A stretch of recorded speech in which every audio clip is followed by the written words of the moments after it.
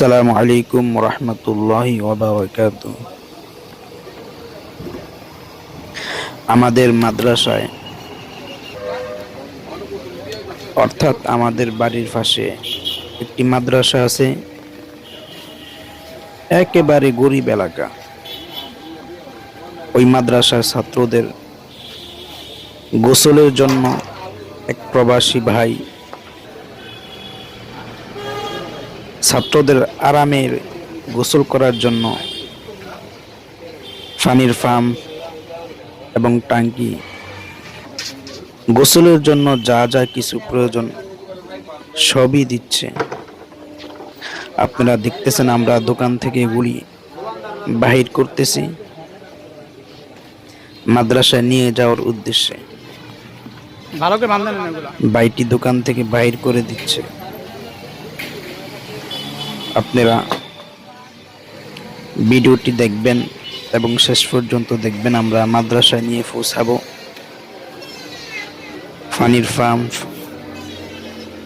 গাড়ির ভিতরে উঠানো হয়েছে এবং দুইটি পাইপ গাড়িতে উঠানো হয়েছে। এই দোকানওয়ালা আমাদের খুবই পরিচিত।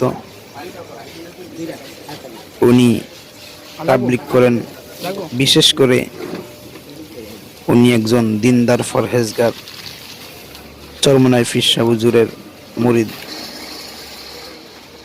আর যে হুজুরকে দেখতেছেন পাগড়িওয়ালা, উনি ওই মাদ্রাসার প্রধান শিক্ষক এবং মুহতামিম।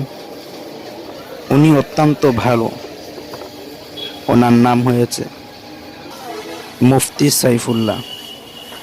এই ট্যাঙ্কিটা 1000 লিটারের। এটা এখন গাড়িতে উঠানো হবে। মাদ্রাসা অত্যন্ত গরিব। আপনারা দেখবেন, দেখলে আপনাদেরও খুব খারাপ লাগবে। মাদ্রাসা একেবারে নাজেহাল অবস্থা। ছাত্ররা সেখানে বোর্ডিংয়ে খায়। তাদের লেখাপড়ার খরচ হুজুর চালাইতে অনেক কষ্ট হয়ে যায়। কারণ আমাদের বাড়ির পাশে আমি মাঝে মাঝে সেখানে যাই এবং দেখি, কিন্তু আল্লাহর রহমতে পড়া লেখার মান অত্যন্ত ভালো।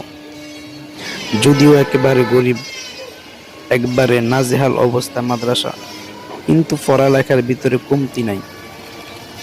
হুজুরে গাড়িতে উঠে বসে গেছেন, ট্যাঙ্কিও গাড়ির উপরে উঠে চমৎকারভাবে বামছে। গাড়িটি চলে যাচ্ছে, আমরা এখন চলে যাব। পরবর্তী ভিডিওটি দেখার জন্য অনুরোধ রইল।